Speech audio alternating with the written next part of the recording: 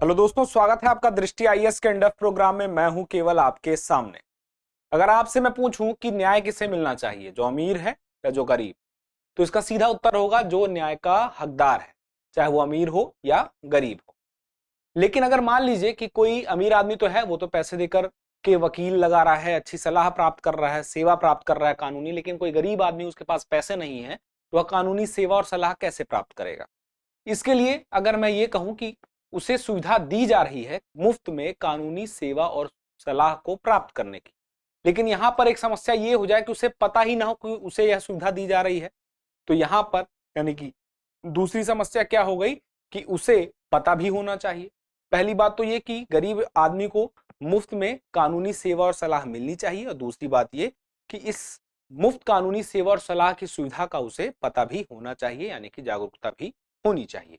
तो इन दो बातों को ध्यान में रखते हुए प्रत्येक वर्ष जागरूकता फैलाने के लिए राष्ट्रीय विधिक सेवा दिवस मनाया जाता है। कब मनाया जाता है? 9 नवंबर को। पिछले 27 सालों से मनाया जा रहा है। तो आज हम इसी पर चर्चा करने वाले हैं और हमारी खबर भी इसी पर है, नेशनल लीगल सर्विस डे 2022, और हमें क्या क्या जानना जरूरी है इस नेशनल लीगल सर्विस डे के बारे में। तो सबसे पहले हम जानेंगे कि हमारे चर्चा के बिंदु कौन कौन से हैं। तो सबसे पहले हम यही कि राष्ट्रीय विधिक सेवा दिवस क्या है, कब से मनाया जा रहा है और क्यों मनाया जा रहा है, ये तो मैंने आपको बता ही दिया। संवैधानिक प्रावधान क्या है, किस मामले के संवैधानिक प्रावधान, जिसपे हम अभी चर्चा कर रहे थे, मुफ्त कानूनी सलाह और सुविधा की। निःशुल्क कानूनी सुविधा का विकास कैसे हुआ, मतलब यह जो सुविधा मौजूद है, अभी मिल रही है, वह शुरुआत कहां से हुई, उसकी किस प्रकार से इसकी पृष्ठभूमि तैयार हुई। उसके बाद हम देखेंगे राष्ट्रीय कानूनी सेवा प्राधिकरण के बारे में और जानेंगे कि इसकी स्थापना कब हुई और इसका कार्य क्या है, और विभिन्न संस्थान जो कानूनी सेवा संस्थान हैं जो कि राष्ट्रीय कानूनी सेवा प्राधिकरण के अंतर्गत या इसके निर्देशों पर कार्य कर रहे हैं, वो कौन कौन से हैं। उसके बाद हम जानेंगे कि कौन पात्र है निःशुल्क कानूनी सेवाओं का, किसे यह निःशुल्क कानूनी सेवा मिलेगी। उसके बाद हम जानेंगे कुछ अन्य पहल भी क्या है, बिल्कुल है, कुछ अन्य पहल है, उस पर हम चर्चा करेंगे। चुनौतियां क्या है, निःशुल्क कानूनी सेवा या सलाह के लिए क्या चुनौतियां आड़े आ रही हैं, उसको जानेंगे, और क्या हो आगे की राह, आगे क्या होना चाहिए, इसको जानते हुए एक अभ्यास प्रश्न पर चर्चा करेंगे जो कि आपके टॉपिक पर पकड़ को और करेगा मजबूत। तो देखिए, राष्ट्रीय विधिक सेवा दिवस मैंने आपसे पहले ही बताया 9 दिसंबर को मनाया जाता है, और कब से मनाया जा रहा है? 1995 से। 1995 से क्यों मनाया जा रहा है कि इसी दिन 9 नवंबर 1995 को सुप्रीम कोर्ट ने राष्ट्रीय विधिक सेवा प्राधिकरण की स्थापना की थी, यानी कि जिसे हम शॉर्ट में क्या कहते हैं, नालसा। नालसा की स्थापना कब हुई? 9 नवंबर 1995। किसके द्वारा हुई? विधिक सेवा अधिनियम के द्वारा। और विधिक सेवा अधिनियम कब बना? विधिक सेवा अधिनियम अस्तित्व में आता है वर्ष 1987 में, लेकिन 1987 के इस अधिनियम में 1994 में कुछ संशोधन हुए, और उसके बाद 1995 में इसी के आधार पर प्राधिकरण की स्थापना होती है। और उसी दौरान ही सुप्रीम कोर्ट यह तय करता है कि 9 नवंबर को राष्ट्रीय विधिक सेवा दिवस भी मनाया जाएगा। इस दिवस को मनाने का उद्देश्य तो यही है कि लोगों को जो निःशुल्क कानूनी सलाह और सुविधा मिलती है उसके प्रति जागरूकता हो, वे जान सकें कि कौन व्यक्ति ऐसा है जिसे यह सुविधा प्राप्त हो रही है, कौन ऐसा व्यक्ति है जिसे न्याय की जरूरत है और वह नहीं जानता है, वह जान सके।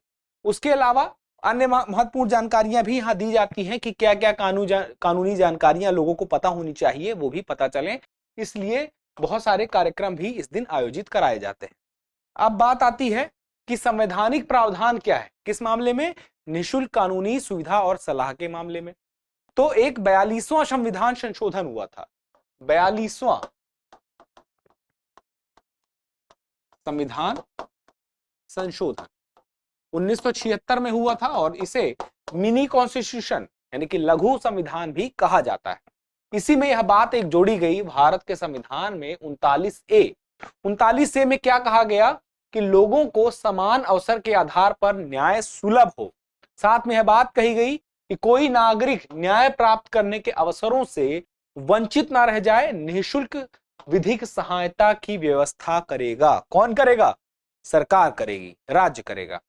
इसके अलावा संविधान में ही अनुच्छेद 14 समानता का अधिकार, वह भी आधार बनता है किसका, इस प्राधिकरण की निशुल्क जो सुविधा है कानूनी वह प्राप्त करने के लिए, क्योंकि समानता के अधिकार के तहत ही है कि भाई सबको न्याय का बराबर अधिकार है। उसी की तरह 22(1) में भी जो लिखा गया है वह यह है कि अगर कोई व्यक्ति कैद में है तो उसे भी विधिक सहायता प्राप्त करने का अधिकार है।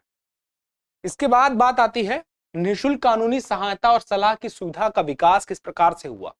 हम जिस सहायता और सुविधा की बात कर रहे हैं यह 1995 में बने प्राधिकरण के बाद अपने अस्तित्व में बेहतर तरीके से आई, लेकिन इसके पहले क्या पृष्ठभूमि रही वह देखेंगे। 1958 में 14वें विधि आयोग की रिपोर्ट आई जिसमें यह कहा गया कि गरीबों को समान न्याय और मुफ्त कानूनी सहायता मिलनी चाहिए, क्योंकि आजादी के कुछ वर्षों बाद यह दिखाई दिया कि जो लोग गरीब हैं वो अपने हक की लड़ाई नहीं लड़ पा रहे हैं।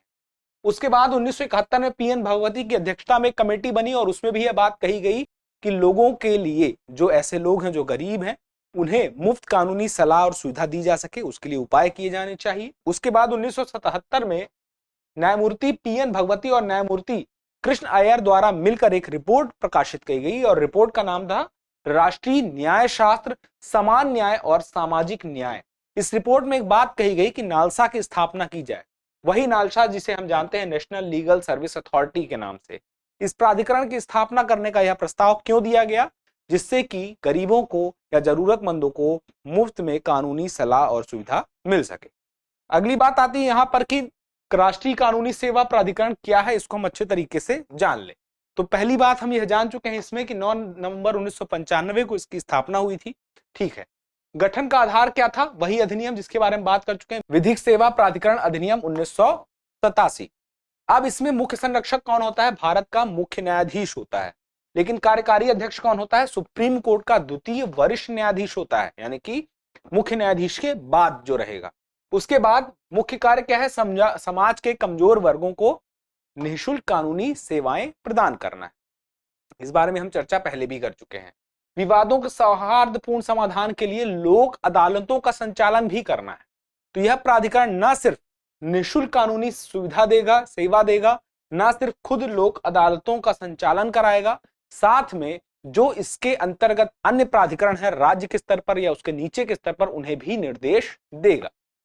अब इसके कुछ जरूरी कार्य जो हम पहले ही बात कर चुके हैं कि यह जो नीचे के संस्थान हैं उसे निर्देश देते हैं इसी कार्य के लिए जो कार्य ये स्वयं कर रहे हैं। कौन कौन से, निःशुल्क कानूनी सुविधा और लोक अदालत की। अब बात आती है कि कौन कौन से संस्थान है। राष्ट्रीय स्तर पर तो ये स्वयं है, राज्य के स्तर पर कौन है, राज्य विधिक सेवा प्राधिकरण, अध्यक्ष एवं मुख्य संरक्षक कौन है, उच्च न्यायालय का मुख्य न्यायाधीश, और कार्यकारी अध्यक्ष कौन है, उच्च न्यायालय के एक सेवारत या सेवानिवृत्त न्यायाधीश। जिला स्तर की बात करें तो जिला स्तर पर क्या हो जाएगा, जिला कानूनी सेवा प्राधिकरण, और कार्यकारी अध्यक्ष कौन होगा, जिला न्यायाधीश होगा। उसके बाद तालुका स्तर पर, तालुका स्तर मतलब तहसील के स्तर पर तालुक विधिक सेवा प्राधिकरण, नेतृत्वकर्ता कौन होगा इसका, वरिष्ठ सिविल न्यायाधीश होगा। ठीक है, ये इनमें अंतर है आपस में, हर स्तर पर मौजूद है प्राधिकरण। उसके बाद उच्च और सर्वोच्च न्यायालय पर भी उच्च न्यायालय विधिक सेवा प्राधिकरण और सर्वोच्च के स्तर पर सर्वोच्च न्यायालय विधिक सेवा प्राधिकरण मौजूद है। अब बात आती है कि उद्देश्य क्या है इनके, तो ये वही उद्देश्यों के साथ आगे बढ़ते हैं जिस उद्देश्य की चर्चा अभी हमने की, जो कि राष्ट्रीय विधिक सेवा प्राधिकरण के उद्देश्य हैं। उन्हीं बातों को ध्यान में रखते हुए आपको मैंने कानूनी जागरूकता की बात बताई, मुफ्त कानूनी सहायता की बात बताई, लेकिन आपको यह भी याद रखना है कि ये जो लोक अदालतों का आयोजन करते हैं उस लोक अदालतों को भी हमें जानना होगा। तो आगे चल के हम लोक अदालतों को भी जानेंगे कि आखिर ये लोक अदालत क्या है। तो मुख्य रूप से आप जान सकते हैं कि लोक अदालत जो है वैकल्पिक विवाद समाधान तंत्र का यानी प्रणाली का एक घटक है। इसमें होता क्या है कि जो भी कानूनी प्रक्रिया होती है अनौपचारिक होती है, सस्ती होती है और शीघ्र न्याय प्राप्त हो पाता है, और इसकी वजह से लोग लोक अदालतों पर धीरे धीरे निर्भर होते जा रहे हैं और न्यायालयों पर उस पर जो बहुत सारे मामले आ जाते हैं उसका जो भार पड़ता है वह भार भी कम हो रहा है। तो इसकी सबसे पहली बात की शुरुआत कब हुई, तो 1982 में गुजरात में पहली लोक अदालत बनी, यानी इसका शिविर लगा, और इसे जो वैधानिक दर्जा मिला वह इसी अधिनियम जो हमने अभी बात की थी कानूनी सेवा यानी कि विधिक सेवा प्राधिकरण अधिनियम 1987 के माध्यम से ही वैधानिक दर्जा प्राप्त हुआ। अब बात करें लोक अदालत के पास विवाद के समाधान के लिए पक्षों के बीच समझौता कराने की शक्ति होती है, वो समझौता करा लेता है। मान लीजिए कुछ फैसला दिया गया, तो यह जो भी फैसला होगा वह बाध्यकारी होगा दोनों पक्षों के लिए, और यह बात भी याद रखनी है कि यह गैर अपील योग्य है, इसकी अपील कहीं किसी जगह अदालत में नहीं की जा सकती। और यहाँ मामले कौन से आएंगे, यहाँ वही मामले आएंगे जो शमनीय होंगे, यानी कि जिसमें दोनों पक्ष आपस में सुलह कर सकते हैं। 302 की बात है, यानी कि हत्या की बात है, वहां नहीं होगा, या कोई और बहुत बड़ा अपराध है तो वो मामला यहां पर नहीं आ सकता है। अब बात आती है किसे मिलेगी यह सुविधा, यानी कि पात्र कौन है।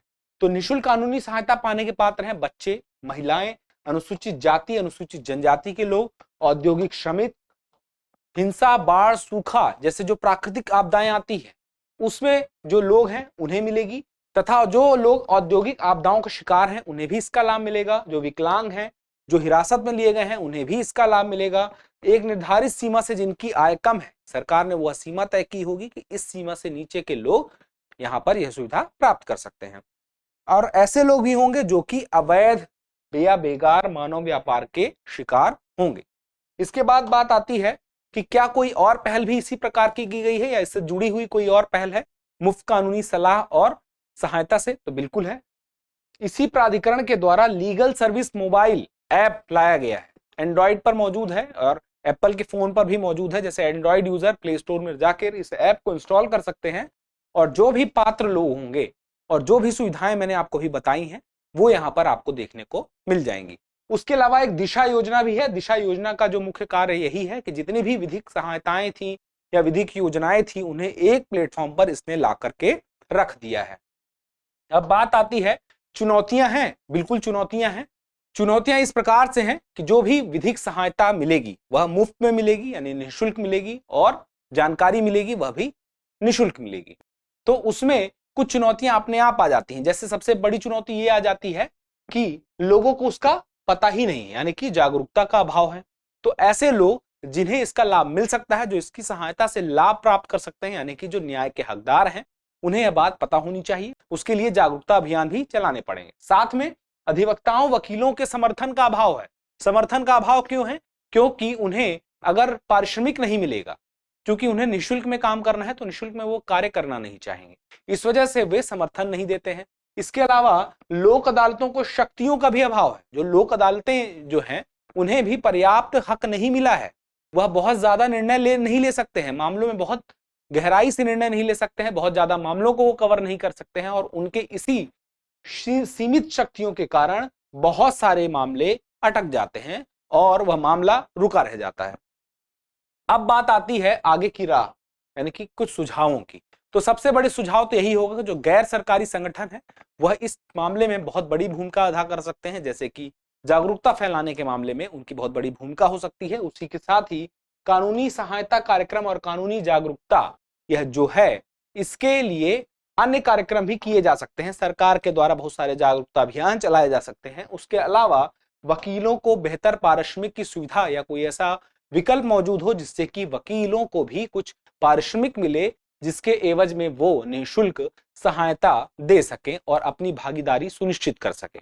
उसके साथ ही फीडबैक अप्रोच भी जरूरी है, जिसके लिए यह सारा कार्य किया जा रहा है। जो भी लाभार्थी है उससे यह लाभ कितना मिल रहा है, और लाभ अगर मिला है तो वह जितना मिलना चाहिए था उतना मिला है कि नहीं मिला है, और अगर लाभ नहीं मिल पा रहा है तो व्यवस्था में क्या कमी है, उस कमी को दुरुस्त करने का भी प्रयास किया जाना चाहिए। तो आज का टॉपिक यहीं तक है, लेकिन एक अभ्यास प्रश्न है जो इस टॉपिक पर आपकी पकड़ को करेगा मजबूत। प्रश्न क्या है? राष्ट्रीय विधिक सेवा प्राधिकरण के संदर्भ में निम्नलिखित कथनों पर विचार कीजिए। इसका पहला कथन है, इसका उद्देश्य समाज के कमजोर वर्गों को समान अवसर के आधार पर निःशुल्क एवं सक्षम विधिक सेवाएं प्रदान करना है।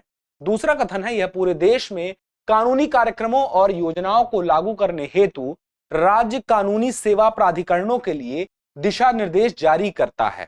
आपके ऑप्शन है केवल एक, केवल दो, एक और दो दोनों, ना तो एक ना तो दो। आपको बताना है कि इनमें से कौन सा कथन या कौन से कथन सही है या सही हैं। आप उत्तर देते हैं कमेंट्स बॉक्स में तो हमें अच्छा लगता है, हम आपके लिए और बेहतर करने का फिर प्रयास करते हैं। लेकिन एक अब जरूरी सूचना जाने के पहले वो भी देख लीजिए कि एडिटोरियल एनालिसिस का कार्य शुरू हो चुका है, यानी कि एडिटोरियल एनालिसिस का वीडियो भी अब आपको रोज देखने को मिल जाएगा शाम को इसी चैनल पर। दूसरी बात यह कि यूपीएससी के लिए यानी कि आईएएस के लिए फाउंडेशन बैच हिंदी मीडियम के विद्यार्थियों के लिए 27 नवंबर से शुरू हो रहा है। आपको अगर एडमिशन लेना है, आपको यूपीएससी की तैयारी करनी है, तो आप इस बैच में एडमिशन ले सकते हैं। और कोई जानकारी चाहिए तो इस नंबर पर फोन कर सकते हैं। और इस बात का याद रखिएगा कि परीक्षा की तिथि तो आ ही जाएगी, परीक्षा अपने समय पर हो ही जाएगी, लेकिन तैयारी करने का समय तो आ चुका है। तो जल्दी मिलते हैं अगले वीडियो में किसी नए टॉपिक के साथ में। तब तक के लिए स्वस्थ रहें, मस्त रहें और पढ़ते रहें। धन्यवाद।